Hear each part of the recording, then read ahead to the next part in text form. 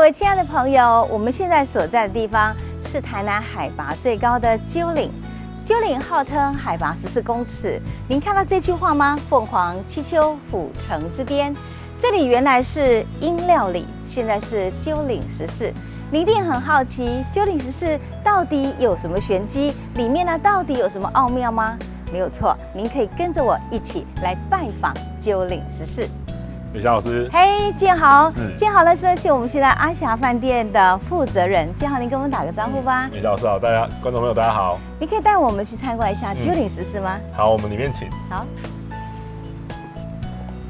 哇，走进来才发现，它真的是一个美丽的花园嘞。是，这其实是以前日治时代是英料理。哦，对。对，那日式的庭园都会有一个小桥流水，小桥流水，还有跟树。然后还有日式的建筑。哇，这个品婆树是台南非常有名的一棵树。是，这其实是当时英料理在盖的时候，它就种在这个地方，然后到现在。英料理的历史跟它是一样长久。其实它算见证了台湾的历史。而且我听说英料理以前是台南的地下的政治决策中心，所以是一个非常高级的料亭，对不对？就等于大家在吃饭谈事情的时候敲代机的地方。哦，了解，敲代机收在一起就重要。那个地方，我们现在目前好像还有展示当时英料理的很多一些留下来的文物，没有错，就是包含厨具跟厨艺。哦，了解。它也有以前的一个用餐的盒室。哦，所以它整个庭园的那种格局都还在。是。可是我觉得在2018年的4月的时候，我们曾经在这里举办过一个非常重要的活动，对不对？是我们那时候这个地方重新开幕整修完，然后捐赠给台南市政府。哦，真的吗？那我们真的就很想看一看这个所谓的捐赠之后的这个鸠岭食肆到底什么样子呢？那就在我们继续进来看。好。你想什么请？好。我们现在就在我们的鸠岭食肆的建筑物前面。哦，了解。对。然后这个地方就是我们所捐的鸠岭食肆的一个 logo。我在2018年捐的时候，其实大家知道这是一个绿建筑，对不对？是没有错。那时候我们是请张玉煌建筑师帮我们设计。所以其实，在一个古迹里头，用蛮现代化的一个绿建筑的概念来做，是很特别。而且我觉得那天呢，其实我们很感动的一点是，建豪讲过一句话说，我们呢。这个阿霞饭店在这里府城一甲子，我们都爱台南。爱台南的方式有很多，有人送救护车呢，可是送一个对台南有历史价值的一个古建筑的一个新的现代化的一个绿建筑，那更是一个最好的礼物了。真的很感谢你们。没有错，我们希望在为台南做些什么，留下什么。对，然后让跟我们的企业真的有关系。对，所以我们当时候才找了英料理来去做，我们才去来接收做委外经营，然后再盖了这栋建筑。我当时我问了过一句话说，这栋建筑1000多万元，那建了1000多万，其实它是很辛苦的，捐了那么大笔钱。是。各位您知道建豪跟我说什么吗？他说：“老师，如果您把它除以100，你会发现其实阿霞呢能做的也就是我们自己的心力而已。我觉得能够用100来做丈量，真的是一个了不起的年轻人的事业哦。是，那当然希望可以留下什么。那其实我们发现这里呢，它的所有的餐饮哈，其实也因为您在这边的关系，你希望让它有我觉得跟以前阿霞饭店更不同的一个格局。是。那这里的餐饮大部分它是一个怎样的？我们这边希望可以带给不同的消费族群，尤其是年轻族群，可以直接接触到我们的餐饮。是。所以包含我们里面有卖一些我们阿霞的东西，做了一些小点心。哦。对，包含饭团，包含米糕的小的，类似像小粽子一样。对对对。然后也是用品棚树的品棚去包的。哦，了解。对，我们希望让大家可以用不到100块的价格，可以吃到更多不一样的风味。所以它更吻合年轻人可以来这里，但是它能让吃到了阿霞米糕之类的。对。然后这里品棚树呢，那个品棚的概念也很有在地化。也有另外台南在地的新式的白莲雾茶。哦，对。我们希望可以带来一些台南在地的一些农场跟文化，让大家觉得这是一个很不一样的地方，那也是一个台南的秘境。对呀，而且我觉得很特别，是我还没有忘记说呢，我的日本朋友呢，他们在夏天的时候还可以吃到你用芒果做的创意的很好的餐饮，然后我们现在还有做新的剉冰，真的吗？所以我们每一段时间都会推出不一样的东西，然后希望大家常常来。可是我发现每个来的人都很喜欢欣赏这么美的一个庭院，是。那你们有一个很贴心的设计，让大家上2楼，对不对？对，然后扶手上面会有一个洞，让你放饮料。哦，真的。对，我们希望可以让它，因为我们这个想法是。这个英料理四处都是景，你随时停留下来，你都可以在那边观赏。对，了解。所以其实我看到上面那个扶手呢，一个一个，你把咖啡啦或者甜点呢放在那里之后，你可以俯瞰整个感觉是蛮美的。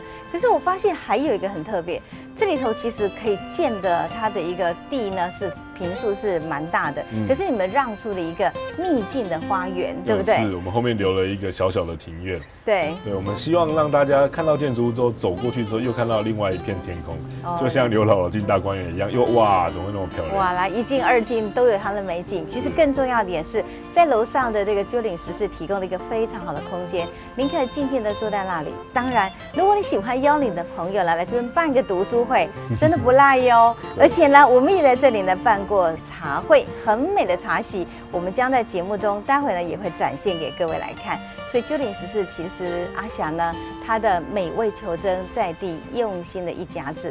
我觉得建豪一定有很多话想跟各位说。那您想邀请我们来阿霞，您想跟我讲什么呢？我希望大家到英料理这个地方，可以抱持一个不一样的心态。它其实让你可以在台南这么繁杂的小路里面找到一个算是一个很幽静的空间，然后可以静下心灵来享受台南的慢活生活。对，我想大家都知道为什么我们会这样讲呢？如果您没有来过阿霞饭店，您没有来过锦霞楼，您没来过鸠岭石室，不要告诉我们您来过台南，因为它的美味用心以及爱台南的心情，让我们觉得很感动。欢迎您常常到鸠岭石室来，谢谢建豪，谢谢老师。带来我们爱读册，打开一本书就是打开一个丰富的世界。各位亲爱的朋友，我们又来到带来我们爱读册的录影现场了。那今天的节目呢，在我们鸠岭石室录影。告诉各位哦，今天可是欢乐100青春爆表，因为今天来的呢是3位在台南一直都在从事于文化、音乐、艺术工作的朋友，年轻朋友们充满了无限的活力。这个现场简直像在开音乐演唱会的一个现场一般。那我们今天介绍的3位呢，其实是现在目前最流行的斜杠青年。我们来首先介绍第一位是牧歌音乐工作室的陈锦昭。各位观众朋友，大家好，我是牧歌音乐工作室陈锦昭。那第2位呢是吴佩佳老师。大家好，我是牧歌音乐工作室的佩佳。第3位是伟正。大家好，我是土方窑中伟正。各位看他们捧着吉他，一副音乐人的样子，您不要搞错，我说过他们是斜杠，怎么个写法呢？小昭本身呢，他是化学系的博士。佩佳呢，他可是政大新闻系毕业的，上过主播台的哟。然后伟正呢，他是数学老师。结果3个人因为音乐的关系，现在变成完全从音乐的创作中去找到他们最好的志向。所以你就会很好奇，从一个理科的领域，或是一个大众传播领域斜杠到音乐，所为何来呀？我们问问小昭。这化学朴素吼，啊个弹吉他差就多呢。啊，你为什么会喜欢音乐呢？因为从大学的时候开始，我们就一边做实验的工作的时候，都会放一些音乐来听啊。是，所以从那时候开始也会有自己弹吉他，自弹自唱。了解。然后又有人找我们去做这个餐厅的驻唱的工作，所以就一直跟这个工作就结下不解之缘这样。所以那时候就发现，其实音乐呢可以让你聊以解忧，也让别人很疗愈，对不对？一举数得。了解。可是呢，佩佳，我开始认识你之后，发现你的音色一直让很多人觉得疗愈，而且你的阿卡贝拉能力非常的好。我很好奇你是怎么开始喜欢音乐的？我从小就很喜欢音乐，那高中的时候自己很喜欢拿着一台录音机录广播节目，然后录歌曲，然后送给朋友，自己到处好像自己是 DJ 一样那种感觉，把自己当成 DJ。哦，了解。那后来发现，其实自己也喜欢唱歌，然后也喜欢介绍一些音乐的故事类型给观众朋友听。哦，了解。所以就慢慢走入这样。我就喜欢音乐，所以后来就回来台南，我们也做了很多的音乐的活动。那这个伟正呢，你更奇怪了，虽然数学不是很好吗？当数学老师大家都喜欢你，竟然你就开始呢喜欢音乐了，也做了很多的创作。那您是怎么跟音乐结缘的？我跟音乐结缘其实也是因为有一些机会在，譬如说南方讲堂有机会唱歌的时候，我才发现说，原来我不是只有喜欢唱歌而已，然后就还可以创作。对，听了很多故事，就发现，其实我也是有故事的人。了解，所以为了一个故事而创作呢。对。所以呢，我觉得那是闷骚的感觉，但是呢，闷骚有理，对不对？那可是我们知道，他们3位呢都非常好的把自己的音乐理念呢放在他们的工作室里面做实现。比如说小昭，您成立了牧歌音乐工作室，也其实实体的做了很多音乐的活动。那当时为什么会成立这个工作室呢？当时在大概6年前的时候，我们在高雄市跟这个前金国中的棒球队的孩子那边有一些互动。对。那他们这些原住民孩子希望我们可以去跟他们用音乐做互动的时候，那我就跟佩佳讨论，那我们是不是干脆就成立一个工作室？那会叫做牧歌，也是因为像在在西元前3世纪的时候，希腊的那种诗人他们会写一些像pastoral的那种田园诗。哦，了解。那种诗后来这时代到16世纪的时候写的那些就是那种田园的那种歌曲牧歌，我觉得就很像我们在唱的时候那种感觉它没有那种很纯净的，然后没有任何的负担的这样。那我想说，我们用这样子的一个形态去跟那边的孩子来做结缘。哦，了解。其实牧歌2个字给他听起来就是很田园、很浪漫，而且很诗情画意，很自在的。所以我就感觉那也是一个还蛮年轻的一种倾向，很容易结合一个年轻人在诗的音乐还音乐里头呢，然后就慢慢的自由自在的感觉了哈。对。那我知道伟正您很喜欢捏陶哦，因为你有好多的这个子弟兵哈，甚至在台湾的文化活动中会出来。那我发现说，其实您当时为什么会有喜欢音乐，然后也喜欢一个土方窑，这个陶跟音乐怎么对话呀？其实这一点我受到我的第一个陶艺老师的影响很深，因为他是他是陶艺老师，他也吹陶笛，然后我就觉得说，这样生活实在很多彩多姿，我不一定要用雕塑去展现我的想要表达的东西，我还可以用声音，所以我就觉得这样很丰富。哇，您说的是关锋宗老师吗？对，他也是我的偶像因为我觉得他可以把陶捏一捏之后就拿来吹，这感觉真的很不错哈。所以我想关老师会给大家一个启示，其实音乐是可以用你的心情来做创作的。那我知道其实在座的3位都有很多音乐的创作，而且那个创作很可贵，是因为你就台南的一草一木，然后呢就台南的人文风情来做创作，那些创作都让人其实蛮感动。我们首先请一下佩佳你跟我们谈一下。我们在这个2019年的时候有出了一个台南熊岁回绿，大家都好喜欢你的恋花哟。那是不是跟我谈一下这个整个创作的因缘呢？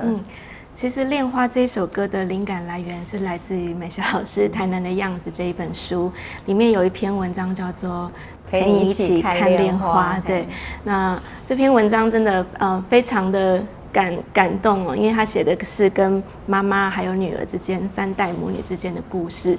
那我也想到我自己的妈妈，还有身边周遭很多母亲，他们其实经历了很多人生的苦难，但是他们还是竭尽了身上所有的爱去爱他的家人，成全他的家人孩子，然后看着孩子茁壮去飞，然后又期盼着孩子回来。那真的像极了美霞老师所说的像恋花一样，静静守候，静静芳香。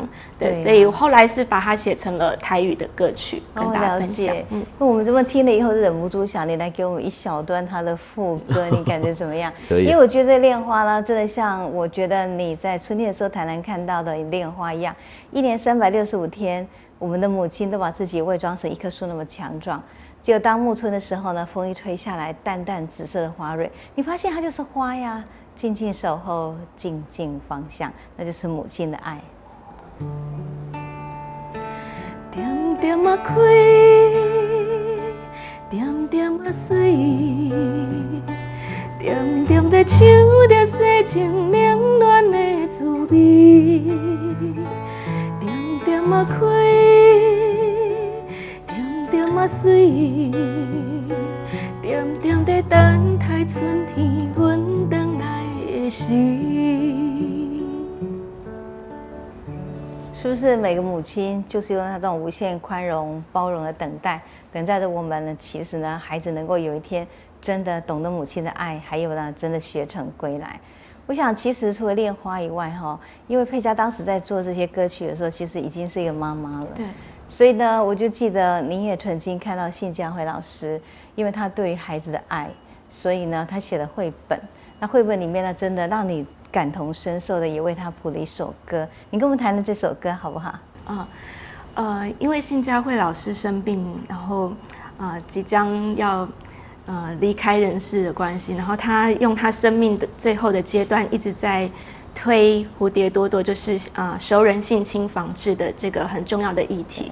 那身为妈妈，对他真的有非常非常的尊敬。对。那有一天呢，我在小孩子都睡了之后，我的脑海里面就忽然间跑出蝴蝶朵朵飞呀飞这样子的旋律，所以我就决定赶快把这首歌写完，然后向他致敬，送给他。了解。那蝴蝶朵朵其实有很多的曲调，让我们都觉得真的是一个妈妈在守护孩子长大的心情哈。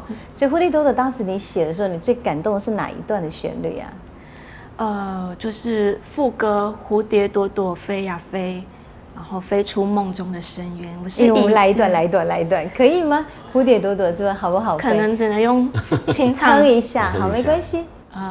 蝴蝶朵朵飞呀飞，飞出梦中的深渊。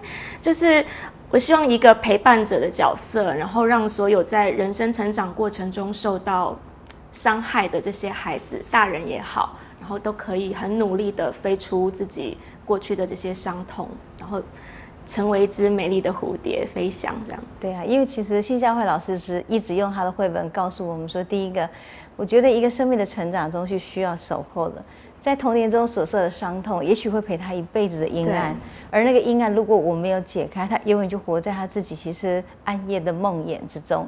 那第二个是，我是觉得他又强调一点，告诉我们说，人生难免一旦入世就会残损，在残损的过程中，我们要知道，我们要陪伴他们走过这些阴暗的感觉。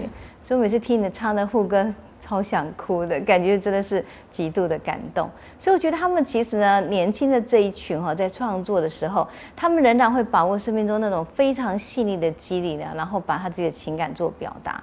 我记得我曾经有听过伟正你也在做创作啊，伟正创作太多类型了哈。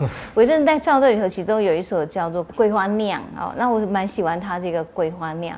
因为桂花酿事实上呢，它是蛮有趣，只是因为他看到一个在网络上的一个女生她的写作，而那歌曲就非常好，他就这样想了，因为我有一个音乐的喜爱，我用我的曲式呢，我是不是可以把这个曲子呢也把它给做起来？这曲子很好听可不可以示范一小段来告诉我们？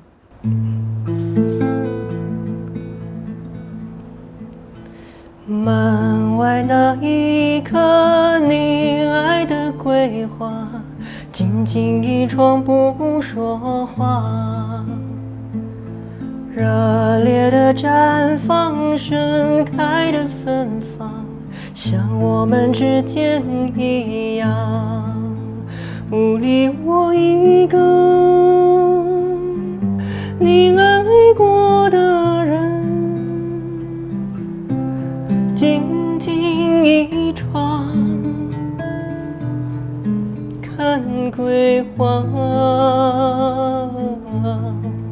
浓浓的花香，淡淡的荷香，爱恨情仇都遗忘。我觉得这个曲调其实蛮古典，也很哀怨，看起来不太像你这种年轻人应该唱的。但是我知道你的曲风很多变，我想请你聊一下说，当你在创作的时候，你用什么样的心情，会有什么样的曲式啊？你怎么做表达？创作的时候，有时候其实，要看是先写台词，歌词，先写歌词还是先写曲。对，那因为这首如果是用桂花酿来举例子的话，桂花酿其实就是读了这个女生的日记，这是她的初恋。然后那天我记得还是半夜3点钟，很适合创作的时间点。对，然后读着就觉得，这个，然后充满了想象，因为不认识这个女生嘛，然后就充满了想象啊，这个女生好像好可怜哦，然后就会惹人怜爱，然后就会想要用一个这样的有点灰阶暗色系的东西去描绘这样的一个画面，好像你的歌声去表现那种灰阶了，感觉还蛮恰到好处的。你看脚抓跟我就丢也丢，那你能不能给我们示范一下？其实你并不灰阶的创作，让大家了解一下，是音乐有各种曲式可以做表达。OK， 来一个不灰阶吧，小鹿乱撞的。好。可不可以你喜欢我，像昨天咖啡店你看着我的那个笑脸？可不可以你喜欢我，你会不会告诉我？可不可以喜欢我？像今天大热天，太阳晒得我有点疲倦。可不可以喜欢我？这是个秘密，不能说。好，个球给哈，我看了大家都拼命给你按赞了啦，所以可见我觉得他们很有意思，是他可以用自己不同的心情创造不同的曲式，当然也教会我们音乐是一种其实蛮美妙的旋律的阅读。刚才伟正讲的是花嘛，我就想到了，我记得哈，小昭也创作一首，其实我们曾经到过厦门的文博会去的时候，感动了很多的人，包括厦门电视台也来给我们录音的一首《凤凰花》。这个凤凰花的一个创作，你可不可以跟我们讲一下它的因缘啊？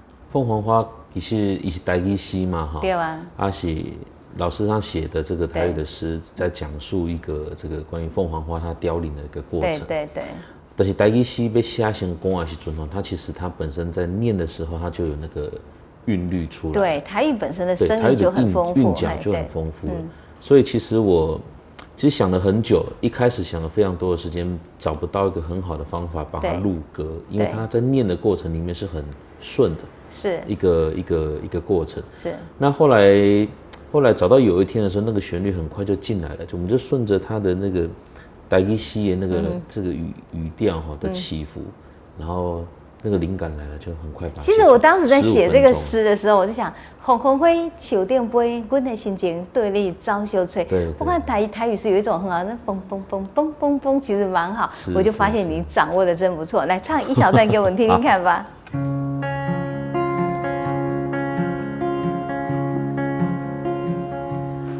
风风花树头飞，阮的心情对你朝夕吹。风风花烟拍拍，日日点着胭脂地走拖。春花红红插头鬃，风棍刺刺遐大丛，风来片片人乌定。浮城上水看一丛。所以你看这么好的歌，好在我跟小昭呢，在厦门电视台跟我们要这首歌的时候没有卖掉，所以就不可以变成我们台南市大家可以享用的红红灰。我相信呢，其实呢，小昭今天给我们带了一本是台湾流行歌。我知道在整个音乐呢，您喜爱之后，事实上你用一个蛮严谨的态度去回溯台湾的流行歌曲。所以这个书本，当您介绍的时候，你很想让我们看这书本里头的哪些部分呢？林良洲老师写这本这个台湾流行歌哈，它是以日治时代的这个背景当作出发。那在1930年代的那个过程里面哈，甚至是衔接到后面的这个像国民政府来台以后，我们台湾的社会有很多的不同的变迁。对，那它的音乐的这个的背景也有很大的改变了。对，所以这本书里头其实它做了一个很好的线性，让我们了解说，在我们过去的祖辈跟父辈，现在留下很好音乐的种子，所以我们年轻人可以在创作的时候有所本就对了。可是伟正介绍这本就很痛苦呢。薛西弗斯的神话，哇！您怎么？因为我知道您读的是美术研究所，研究所能给人读这吗？其实这是因为接下来个展的关系。那了解。有人推荐我看这本书啦，因为其实创作的历程走过来，蛮多人都推荐我说，要去了解一下存在主义的东西。了解。对，然后所以存在你懂了后，以后就可以进入金刚心的。我们讲说看那个像就飞象就可以让你今天的展出能够有很好的创作。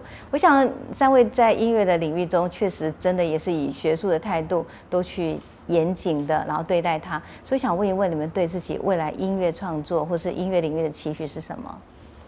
我想牧歌这个工作室我们到后面我很希望是可以用以歌来牧人了解。所以不只是对青少年的这个教育问题，我们跟地方法院也有这些合作，对，去面对青少年的问题。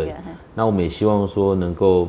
我们从这个老音乐的这种回溯，那也可以去观察以前当时的历史的过程。甚至像您最近做的非常好的长照，对不对？是跟世豪，哇，你们两个真是帅啊！带了很多音乐呢，黑胶去安慰了很多老人家丰美的记忆。我真的觉得是让可以人家听了音乐后，在台南可以勇敢老去了哈。那佩嘉呢？我最近对自己的期许是。前阵子小孩从学校回来，然后很开心的跟我说：“妈妈，今天我们在学校老师读了《蝴蝶朵朵》给他们听。”然后他就很开心的跟大家说：“我的妈妈有帮蝴蝶朵朵写歌哦。”了解。所以我觉得，身为一个妈妈的角色，妈妈然后创作人的角色，我希望在陪伴孩子成长的过程中，可以写些感动人的、陪伴人的音乐。对，我觉得音乐其实它无远弗届，也没有国界的，它会穿越到我们的生命中很多的记忆，带着我们的听觉，然后呢，温暖我们的心哈，感觉是这样。那我们今天瑋正呢，您对音乐未来的领域中的期许是什么？我希望我接下来的作品不是就只有单纯的写自己的故事，也可以写别人的故事和自己和别人之间的故事。了解，可以把音乐领域呢更加的扩大。我觉得我一直想起孔子讲过一句话，说后生可畏。那3位年轻人呢，他们在这么年轻的一个世界中，他们走了一段非常温暖的音乐之路。小昭陪伴的法院的很多黑暗天使走了1-2年，然后现在呢，他也跟世豪2个人一起走进了长照，照顾更多的老人家，用音乐陪伴他们。瑋正呢，也用他的陶跟音乐呢，丰富了许许多多的人生。我相信他们3个呢，展山摇滚吧。你觉得摇滚什么呢？摇滚一个在台南非常美丽的音乐的乐章。我们真的很感谢他们愿意用音乐来让我们阅读人生。谢谢小昭，谢谢，谢谢飞嘉，还有谢谢瑋正。风风花，树头飞，阮的心情对你走相找。风风花，烟拍拍。日日点点一地走拖，春花红红插头丛，碰棍青青遐大丛，风来片片人乌蝶，浮城上水看一丛。